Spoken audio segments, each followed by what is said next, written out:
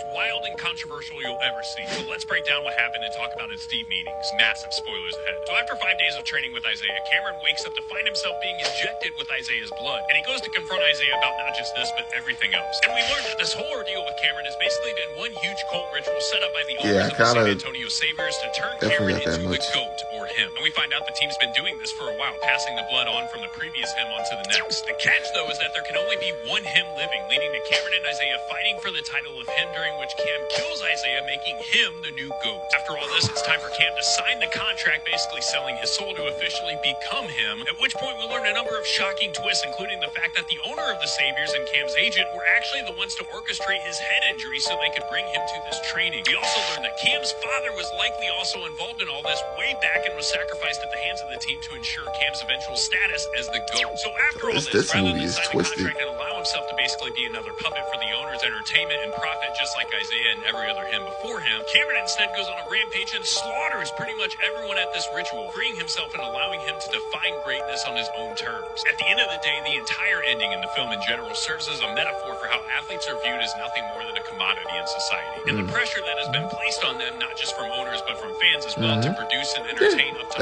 our standards of greatness, no matter what the cost. On top of that, there's a message of how GOAT culture is consuming our youth. Cam was unknowingly set down this path by his father at a young age. He didn't have any say in the matter, and it came at the cost of his childhood, literally losing his father just so he could be him. How many parents today are robbing their kids of their childhood just to fulfill their own dreams of becoming the GOAT? But Cam's violent retaliation of this lets him dictate greatness his own way, free from the chains of bondage that teams in society have placed on him. And honestly, maybe that's the way it should be. Did you like the ending of him? Let me know.